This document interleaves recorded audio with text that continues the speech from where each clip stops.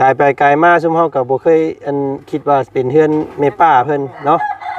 นี่จะเอาเมื่อเฮ็ดได้กินเมื่อขายบ่นี่เนาะให้พวกน้องเอามากินพี่เด้พี่น้องไอ้น้องนางน้อยเนาะสบายดีน้องล่ะ สบายดีเนาะเอ้าเอาหนักอะไรนี่เอาลูกวิพี่น้องเนาะลูกวิเพิ่นก็มาพี่น้องเอ้ยพวกพี่ชาวคนซอยแล้วเด้อโอ้พวกน้องๆซอยอ้ายแหละมาลูกนี่แหละเพิ่นว่าหลายคนก็ลีหลายพี่เบื้องใกล้เพิ่นว่าพี่น้องเอ้ยเนาะหลายแม่ใหญ่เฮือนงามใหญ่ไว้เจ้าก็ได้สิได้ทันเอื้อยเพิ่นเนาะสิได้ไปเฮ็ดเวียกนำเอื้อยอันนี้ก็ลูกเจ้าบ่ผู้นี้ก็โอ้งาน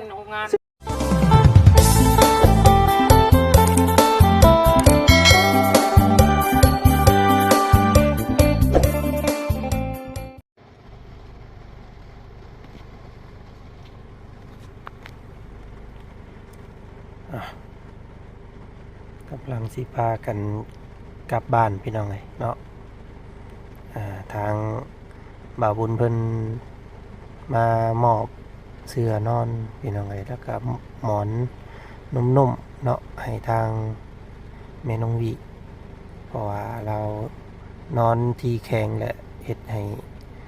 ส่วนที่กดทับนะมันบาดเจ็บว่าซั่นซะพี่น้องเลยเนาะก็เลยซื้อที่นอนมาให้เล่าใหม่แล้วก็โอ้พี่น้องไอ้ผ้าฝนสนละทา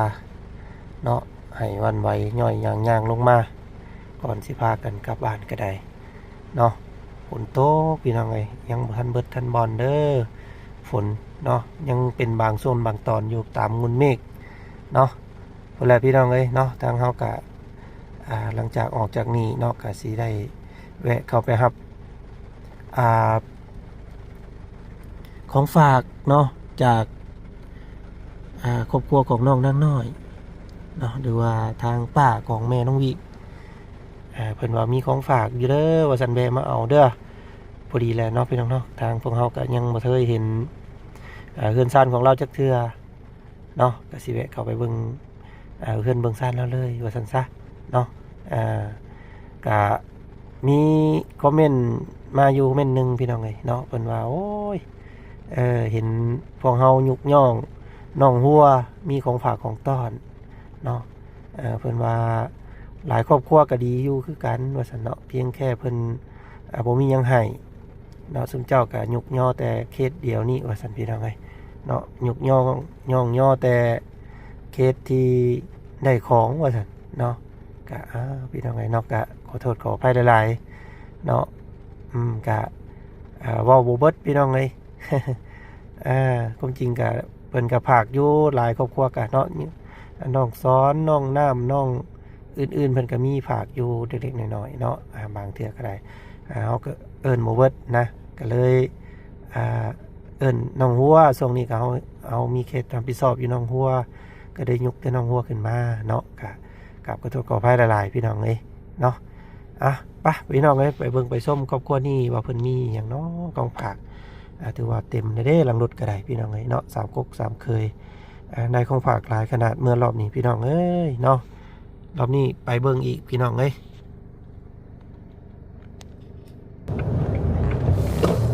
อยู่มงใดเด้เพื่อนอันว่าดาวเนาะคือว่าอยู่สนทั้งนั้นบ่นี่ว่าอยู่ใส่อยู่บ้านเดียวกันอยู่บ่เคยเห็นเทื่อพี่น้องมีแต่น้องวิเพิ่นว่ามาอยู่พี่เนาะแต่ว่าตอนนี้น้องวิเพิ่นมาอยู่เรือนกับแม่แล้วพี่น้องเนาะ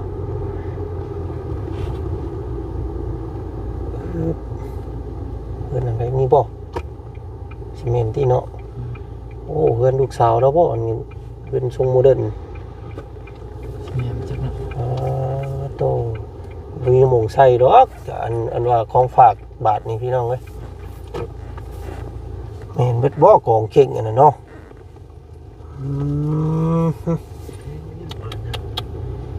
เอาผลมีงานยังโอ้ยโหชอบเอามาขายบ่ได้ดิ ให้ทีมงานของน้องมือ ให้ อะไร น้องๆนี่ โอ้โทษพี่น้องเอ้ยเนาะ โอ้โห สบายดีเด้อป้าเด้อสบายดีอันนี้บ่เฮือนเจ้าน่ะ แม่ อ๋อโทษ ให้ พี่ ลูก น้อง สาวน่ะลูกสาวนี่จะคนลูกสาวน่ะเอาเบิ่งๆค่ะ อืม ลูกสาวเอาไปเอาน่ะ หน่อย โอ้ยพี่น้องเลยเนาะก็ เขา มั หั น นกันเลิกเรียก กลายไปกลายมาซุมเฮาก็บ่เคยอันคิดว่าเป็นเฮือนแม่ป้าเพิ่นเนาะ อันนี้น้อย นี่จะเอาเมื่อเฮ็ดดีได้กินเมื่อขายบ่นี่เนาะ อ๋อให้พวกน้องเอามากิ อื น มพี่เด้พี่น้องไอ้น้องนางน้อยเนาะสบายดีน้องล่ะ สบายดีเนาะ นี่เป็นล้วนบ่ยากเลยเนาะ อันนี้กล้วยเจ้าเองบ่อันเอ้ย กล้วยเอง โอ้ กล้วยนี่ปลูกตารางนี่รายการกล้วยนี่สวนก็คือสวนยาง จะได้เชี่ยวมือเบิดบาท เนาะ เอามาหมดแล้ว เสียวมื้อเฮ็ดดีได้กินเนี่ยนี่ แต่ว่าเช้านี่เหรอมันได้น้องลูกสาว เออ น้องน้อยว่าไปหาตัด ก็เลย แม่ อืม เวียดตัวนั่นแหละ อืม มีชั่วยังแม่ กล้วยหอม มีแต่กล้วย ลุ่มกับกล้วยหอม สอบนี่กล้วยหอมเบิดเลยบ่อันนี้ กล้วยหอมกับกล้วยหยาว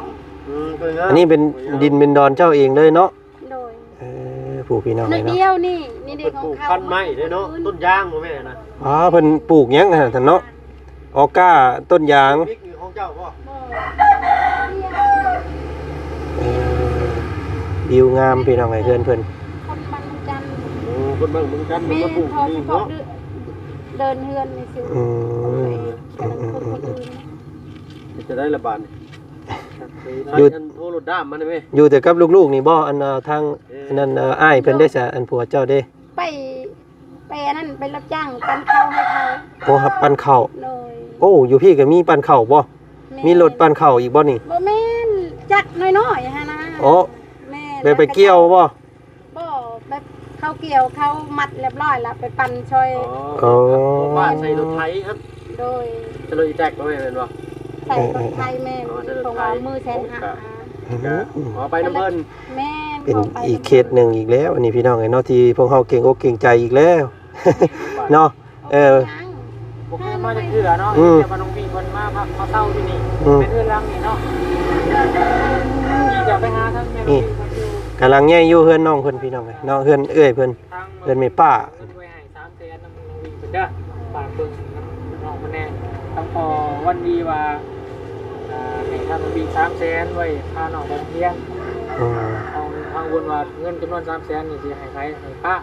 ป้าเก็บไว้ให้ฝากเบิ่งลาวเด้อนึง3แสนลาวก็ได้ บ้านน้ำบ้านลำโบก็ได้ว่าเป็นหยัง มีแต่เบิ่งนำกันหั่นแหละเนาะเบิ่งนำกันคือเนาะว่าลาวคือมันก็เฮือนหลังใหญ่อยู่เนาะ โอ้ย อยู่จักคนก็เอ้ยอันนี้ คงว่าเงินมูลเนี่ย โอ้ สี่สาม เฮือน คน เฮื ห้า อนเฮือนของปัวจะบ่ได้ แม่ ข คนของมูล องปัวเนาะจะคนลูกสาวนี่ ลูกสาวสอง สาวสอง เลยลูกชายคนเดียวแล้วกันมีน้องวิกับวายเวยนั่นแหละมาอยู่น อืม ำและก็เลยล้านไปอยู่นำแม่แล้วไปเบิ่งแม่และกันอยู่น้อยกันเราสิไปเฮ็ดเวียกในช่องทำมือ ผู้นี้บ่ว่ารถล่มนะ แม่นผู้นี้แหละ อ๋อ ไปเฮ็ด อันนี้บ่อันร่องรอยนี่บ่น้องอันนี้อันเป็นนี้ เขายิบมันเด้ ไปเฮ็ดนี่ได้จังล่ม แค่ใช่ เล็กแว่นบ่ เขา แค่ทางมาสกี ไปใส่โคตรดีเลย ดีแล้วบ่เป็นหยังหลาย คนมันแปลงเจ้าแปลงเองเหรอวะ เออ เพราะว่าเขาเอาไปหุ้มหมออยู่หุ้มหมอศิลาอยู่บนดงบลอดแล้วก็เลยเอารถ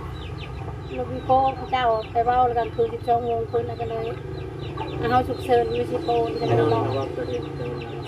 3-4 เดือน บุกยังโบกมาแล้ววีมาแล้ว นี่เด้พี่น้องไอ้ผู้ขึ้นสิมาเบรกกล้วยซอยเนาะอ๋อต้องลึกอีดีกล้วยอันนี้เนาะ ไปนอนนำแม่พี่คือนี่ค่ะ นั่นแหละพี่ ไป น้ น อง อ เอ้ย นเท่าแจ้งเลย อืมเห็นชุมเจ้าโทรบอกอยู่เมื่อคืนนี้กับพวกเฮาอยู่ไกลก็บ่ได้มาเนาะอืม พ ก็ วก จะ น้องกินข้าวกินน้ำก่อน โอ้ยกิน มาเรื่อย กินเรียบร้อยแล้วพ่อมา หลังประมาณถ่าอยู่ว่ายันอายบ่ได้กลับแล้วว่ะ เออ ต้องว่า4 โมงแล้วบ่ลูก เล็กน้องคนส่งบอกแต่คนละเป็นอะไรถ้ายืมมาไว้เอาของฝากเด้ออยู่เงื่อนว่าซั่นน้องๆเพิ่นเฮ็ดกับข้าวกันน้ำถ่ายอยู่ มีแต่ผู้อันนั้นพี่น้องเอ้ยมื้อนี้เนาะหมานแล้วมารอบนี้เนาะ เต็มกระบะเลย เต็มกระบะเลยบ่ต้องซื้ออีกเนาะ น้องมา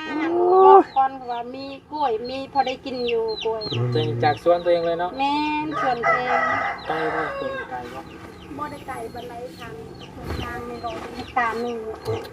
เป็นกล้วยที่แบบว่าธรรมชาติอันนี้พี่น้องกล้วยน้อยๆไปสิได้แซ่บเนาะ เลย กล้วยหมักใหญ่ๆมันอยากพาวนี่แซ่บอยู่ ต้นน้ำไม้บ่ต้นน่ะ แม่นที่สอบ อ๋อจักหน่อมงหน่อไม้เนาะอันนี้เนาะโพดดอกอันนี้ สอบแดงมาไหม โอ้ไม่ไล่ ยันมันคงว่าบ่ได้ล่างยันมันอันนั้นแน่ โอ้ ผักมันฮะ โดยเกินจะขอมกขอบใจหลายๆเนาะ โคตรเลย มาพี่เลมโบ้มาพี่มาให้โซ่กล้ามให้เบิ่งอีกก่อนเนาะสบายดีเนาะ สบายดี แม่ก็สิไปนอนนำเมวีอีก ไปเบิ่งกันเด้อเนาะประมาณ 2-3 มื้อเฮาสิขึ้นมาใหม่ เลย เห็นทางเบาบุญเพิ่นซื้ออันเสื้อบ่ไปให้เรา เสื้อให้เครื่องนึงเป็นราคา4มูโลนึงแล้วเป็นพวกกาแฟหรือว่าชาไว้ให้ทางแขกคนเพิ่นสิมาเยี่ยมมายามให้เราดูเพิ่นขับแขก คืนนี้ก็เขาบอกว่าลัมโบอันลานโทรมาว่าให้ระเบาไปเอารถกาแฟโลนึงอันลานมาลานสิเอาเงินให้ให้ไม่ได้100,000ค่ะไปใส่กับ เพราะว่าลูกเช้าเอาเงินเดือนมีที่สิงคโปร์ โอ้เงินออกว่า พอแล้วซั่นอันนี้ เงิ เนาะ นเดือนออกพอดีชื่อข้าวให้แม่ช่องสอบ จักมื้อก่อนจะไปเฮ็ด ช่องมือเขาว่าพามได้มื้อนี้แต่สิไปเฮ็ดใบสมโนจังไหนนี่เขาบอกว่าโทรมาพวกจีนก็โทรมา มีแล้วน้องมีลูกสาวใหญ่ลูกสาวหาเงินนะครับเลี้ยงพ่อเลี้ยงแม่ได้ล่ะ แม่พอได้อันซื้อข้าวกินให้แม่หั่นแหละ เอาสิพี่น้องเอ้ยมีแต่ว่าซั่นพากัน เดี๋ยวเคลียร์มันก่อนเนาะ เคลียร์เบิ่งรถอยู่หั่นมันสิเป็นตายใส่อยู่บ่มันอัดโคมกันขึ้นนี่แหละเนาะพี่ทางนี้ก็น้องสอนเมื่อกี้นี้เอาให้พี่น้องเอ้ยโอ้กล้วยขายกล้วยนี่แล้วซะมื้อนี้ รอบนี้นักสุดรอบนี้เนาะ ว่าเอ้ยว่าโอ้ขอบใจเอ้า อุ่นนักอะไรนี่ เอาลูกวิพี่น้องเนาะลูกวิเพิ่นก็มาพี่น้องเอ้ย พวกผู้ชาวคนซอยแล้วเด้อ โอ้ พวกน้องๆจะอ้ายนะมาลูก นี่แหละเพิ่นว่าหลายคนก็ลีหลายพี่เบื้องใกล้เพิ่นว่าพี่น้องเอ้ยเนาะหลายแม่ใหญ่เฮือนงามใหญ่ไว้เจ้าก็ได้สิได้ทันเอื้อยเพิ่นเนาะสิได้ไปเฮ็ดเวียกนำเอื้อยอันนี้ก็ลูกเจ้าบ่ผู้นี้ก็ ผู้กกผู้นี่แหละ โอ้ งานงาน ชื่อนี่ใดก็ได้ล่ะฮะ นี่ ชื่อน้องมีเนาะพอดีน้องนางน้อยเนาะน้องเพิ่นสิอายนิดนึง บ่คือน้องนางน้อยเนาะนางน้อยเพิ่นสิ้นกล้องเลยใครอยู่ว่าซั่นซะเนาะ เอ้ยหันเกินนิดนึง นี่ได้บัด มงงคุณเอาให้ อุ้ยพอแล้วนี่ก็เกรงใจแล้วนี่เอ้ยยังอยู่บ่ซั่นนี่โอ้ยยังอีกอยู่เต็มเลยเต็มรถเลยนั่งแล้วรถจุดนี้ เนาะ เลย เมื่อยายพี่ยายน้องพี่น้องไงเมื่อยายป้ายายลุงเฮือนใกล้เฮือนเคียงเนาะเอาวัดบ่มีของมาฝากซ้ำ เป็นยัง เนาะเกรงใจเด้ ดีใจเลยดีใจแล้ว ผักให้ปันกันให้ลุงเพิ่มในละกาบ้าเสียงแม่โดยถูกดึงงานนั่นแหละ โดยได้เดี๋ยวสิแบ่งให้เพิ่นเบิดทุกคนเบาบุญมันปลาเบาเล่าเนาะแล้วก็เบาเสียงพี่น้องไงเบาลุงเฮิมสิแบ่งเพิ่นคนละเครือเนาะ และเบาบุญวัดป่าบ่เลยแม่แบ่งกันนั่นแหละ เนาะเอา ให้ มา โบไปอันให้น้องไปหาหน่อไม้บัดย้ายค่อยไปค่ะย่าจะอยู่น้ำเอื้อยรถค่อยไปเอาที่รถไปในหนึ่งอยู่สวนกล้วยแล้วก็เลยบักกล้วยมาเลย มีอันป้าลุง FC เพิ่นถักมาบอกพี่น้องไงเนาะพยายามเอาเราลุกนั่งเลยบ่ให้เรานอนว่าซั่นเนาะ แม่ ถ้าเรานอน ให้นอนง่ายนะเพราะว่าเราเจ็บทั้งลุมลายแบบนอนจะแข้งแม่แล้วก็เอาคืนเอา งานของน้ำจะทอได้บ้างนะ ได้เป็นอย่างโดย อันนี้เฮือนไผเสยเอ้ยอันนี้เฮือนลูกสาวบ่ แม่เงินลูกผู้เอื้อย โอ้ พี่น้องเอ้ยงามเด้ หลยปีแล้ว ยังบ่แล้วเนาะ โดยแต่ชื่อแต่มันยังอันนี้ก่อน500เพิ่นซื้อไว้ อืม เป็นจีนะ คอยเฮ็ดไปเท่าละหน่อยเนาะ อันนี้ก่อนมัน2,000หรือว่า2,200หรือว่า1,800นี่แหละ อืม แต่นี่ เหมาะอีแล้วนี่พี่น้องเพราะว่าอยู่หิมทางเนาะเฮ็ดร้านค้าร้านขายดีใจนำเด้อ คอยเฮ็ดคอยสร้างไปเนาะได้โมเนาะมือป้าเด้อบัดนี้เด้อ เด้อ ขอเดินทางก่อนเด้อเอ้ยเด้อ ไปเด้อที่ โดย เดิน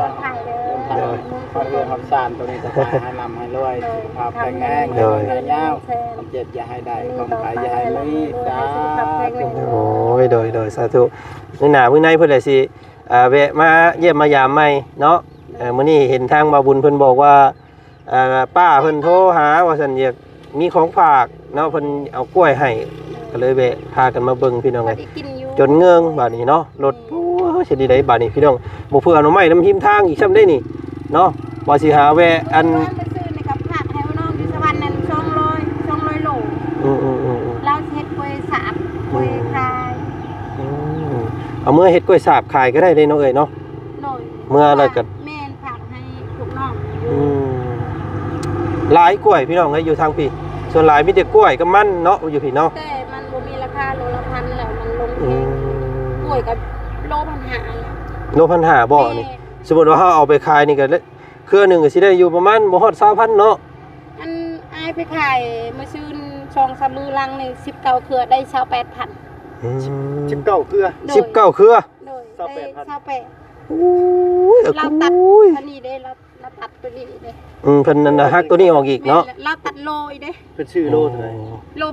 ไล่แต่โล500 โลหะ แต่เราเอาโลพันหาแต่บ่ฮอด อืม บ่ฮอด บัตรไปอยู่เนาะ รับไปพี่น้องเอ้ย แม่ เนาะ นเต็มตู้น้อยๆมีแต่ได้แต่แสนสาว อันนี้ว่าเพิ่นรถเพิ่นมาซื้อนี่ แม่นพวกนี้แหละมาซื้อ อ๋อ แต่เราเลือกอีกเด้ พี่น้องเอ้ยมาทำความรู้จักกับครอบครัวของเอ้ยยังเกาะซื้อเจ้า เอ้ยตอง เอ้ยตอง แม่นน้องเมย์อันแม่เมย์ เออได้ลูกจักคนเจ้า 3 ได้สาม ผู้ชายคนเดียว ผู้ชายผู้หนึงโอ้ยผู้ดีงามซำนี่เนาะ แม่ ผู้ดีงาม3คน เพราะว่าเป็น6กับวิกับน้องวายกับเฮ้ยหั่นแหละแบบว่าไล่เป็นลูกเลยนะ แม่นแล้วอยู่น้ำเจ้าหั่นแหละ แม่ สุดน้ำเจ้าเด้อเพิ่นสิ โดย ดีสิซัวก็อยู่น้ำป้าผู้นี้แหละพี่น้องเพราะว่าคือสิคือแน่เพราะว่าอาศัยป้างองเพิ่นก็เนาะไว้นั่นเนาะ คือเห็นนั่นแหละ สิว่าคนบ่ค่อยเต็มปานใดก็แม่นพี่น้องเอ้ยป้างองเพิ่นบัดเว้าบัดหัวเนาะเราก็ได้แต่ว่าเราก็โอเคอยู่พอได้เบิ่งเอื้อยนอนเผาเอื้อยอยู่หั่น เลย แต่ว่าสิไปเฮ็ดเวียกเฮ็ดงานนี่เราก็บ่ทรงสิได้เนาะ เลย อืม เห็นบ่แม่นว่าเราหันไปลิ้นหันได้แบบเฮ็ดเวียกอันเราบ่ทนเอ้ยค่ะปางงค่ะ อืม บางเทื่อเฮ็ดเวียกนำคอยบางเทื่อก็ชั่วโมงนึง2ชั่วโมงเราเฮ็ดตอนเช้าตอนแรงเราบ่ไปเราตัวว่า เราไปลิ้นเลย แต่ปกติเรามันคนเคยแบบนั้นแน่คนแบบเราเป็นเอื้อย เนาะอันนั้นป้างองนี่เป็นเอื้อยเจ้าเนาะ แม่ โทษพี่น้องเอ้ยเนาะ แล้วก็ แม่วิแหละติดกับคอยเป็นผู้ที่สาม แล้วก็มีเอื้อยใหญ่อีกเอื้อยหนึงเนาะ มีแต่ผู้ ป่วยติดเตียงเอื้อย เอื้อยกกอันใด แม่ เอ้า เป็นเบาหวานแม่ของโรงเรียน อันเป็นนี่ใดเพิ่นเว้าเมื่อคืนนี่คือว่าให้ว่าห้องอันว่าอาการแม่น้องวีเป็น ซ้ำหมดคอมันยังก็ซ้ำหมดหูไม่วิค่ะ เกิดจากหยังอันนี้เนาะ ยังบ่ฮู้ พิสูจน์บ่ได้ เลย ตามความเชื่อนี่ก็ช่วงที่เราเห็นอีหยังทุกอย่างเนาะ เลย เราบอกน้ำคลิปว่าจันน่ะเราว่าเห็นผู้ชาย เลยเราว่าพอแล้วเราว่าคืนนี้หันพอพัดเราดีเราว่าพอแล้วเฮ็ดลาบคอยได้แล้วเราว่า อืม คอยเราว่าไผลูกให้ลาบเจ้าพอเจ็บเด้ห้องแต่พอเอ้ยย่าเราเสียเลยเด้ อืม เจ็บเด้พอเอ้ยแม่เอ้ยมาเอาไวๆแน่เจ็บแห้งอันนี้เราอ่ะเจ็บแห้งนี่ไปอยู่น้ำพ่ออย่าไปอยู่น้ำแม่มีแต่เว้าแต่คำเดียวอันหายห้อง เนาะ เกือบสิบหลอด กับมันเป็นมันสิ้น 4 โมงแรงไปหา4 โมงเช้าจังเราได้นอนเมื่อคืนนี่เอ้ยจนไม่ได้นอนเลย เนาะเห็นอันเลมโบกับอันน้องนางน้อยเพิ่นบอกอยู่ว่ามีแต่บีบคอตัวเองแล้วก็ค้ำซ้ำเบิด พอเลยละบ่าพอแล้วอย่าไปเฮ็ดอันแขวเขาเจ็บแห้งเขายอมแล้วมีแต่เรานบเขายอมแล้วตอนนี้ต่อไปเขาลบแล้วเขาเจ็บแล้ว อืม มีแต่คำเดียวแหละให้ห้อง อืม จนให้หมดคืนนี้จนไม่ได้นอน เนาะก็แล้วแต่ความเชื่อได้พี่น้องเอ้ยอันนี้ก็ได้ คิดว่าอีต้นน้องนะ อืมบางคนก็บอกว่าบ่เกี่ยวกับผีดอกว่าซั่นบ่แม่นเพราะว่าเราป่วยลนแล้วเราอาจจะเห็นภาพหลอนเองเล่าว่าซั่นพี่น้อง ว่าพญาติในกระโตลาว่าเป็นนั่นนี่ดอก อืม แล้วว่าเขาถามว่ามีแห้งหรือมีแห้งเพราะว่าเลือดกับเพิ่มลายแล้วเราก็ฮู้แล้วเราก็ตอบ อืม แล้วว่าอันมดตะนันเขาช่วยผู้ใหญ่ใจดีเขาแพงคอยแต่วัฒนาเขาเป็นเองแล้วก็ว่าแบบนี้แหละเราออกปากเลยนะไม่ได้อันบาปของน้องวิอะไรแล้วว่า อืม ตอนนั้นเราก็ถามว่าจักเขาเป็นอย่างน้อว่าจักเขาเห็ดอย่างน้อจังว่าเป็นแบบนี้คอยเขาจนจังบูฮูความว่าเลยจนเนาะเจ็บแท้เจ็บว่า นั่นแหละสู้ๆเด้อเด้อเนาะผู้เบิ่งก็สู้และเราก็สุดแต่โชคชะตาแล้วเนาะสิมันไปหน้าสิยืนไปหน้าก็ขึ้นอยู่กับกรรมของเราพี่น้องเอ้ยทีนี้ได้เฮาก็ซอยเต็มที่เลยเบิดน้ำเรานี่ป้าโต โดยไล่เติบ เพราะวันเช้ากว่าล้านเลยเด้อพี่น้อง อยู่ที่ต้นพวกน้องๆทำไม่ได้นอนก็คืนไม่ได้อยู่ต้องเล่นไปจากกลางคืนพอคนหนึ่ง เรียกว่ากลัวประจักษ์20กว่าล้าน30กว่าล้านทุนประจักษ์พี่น้องเนาะตั้งแต่พาไปห้องหมอพี่ก็เบิดหลายแล้วก็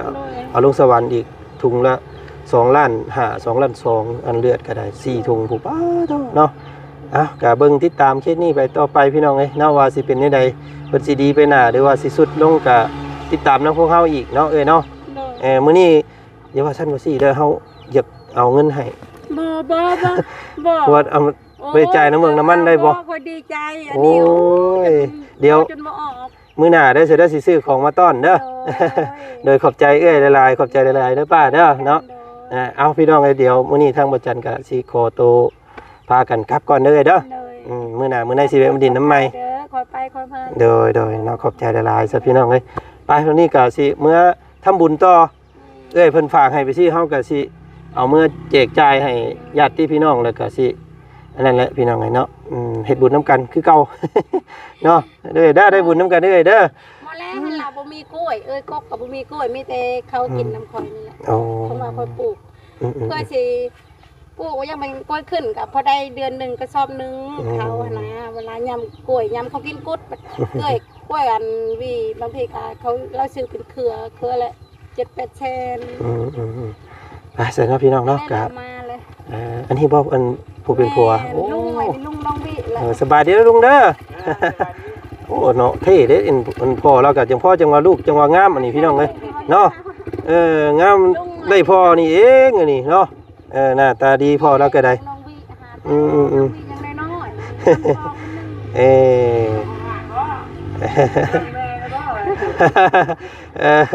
ๆ เอาเมย์ก็ย่องเลยเนาะเอาโอเคพี่น้องในทางประจันขอตัวจบคลิปนี้เพียงสำนี้ก่อนเจอกันใหม่อีกคลิปหน้าแล้วกันเนาะแบะมาทำความรู้จักกับเฮือนแม่ป้าน้องวิเพิ่นมื้อนี้พี่น้องเนาะก็นี่แหละเฮือนเพิ่นก็อยู่ใกล้ถนนหนทางเนาะวิวงามบ้านแก้งจองแล้วพี่น้องเด้อเนาะเมืองเซโปนพวกเฮากำลังสิพากันเดินทางกลับก็แบะเอาของฝากของต้อนซั่นซะก็จังไดก็ขอบพระคุณหลายๆเนาะขอบใจทั้งแม่ป้าขอบใจวัดสุขุสุคนนำที่เบิ่งชมทางพวกเฮาโดยตลอดมาพี่น้องเนาะก็สำหรับคลิปนี้บ่าวจันขอตัวก่อนโดย กลับก่อนเด้อโดย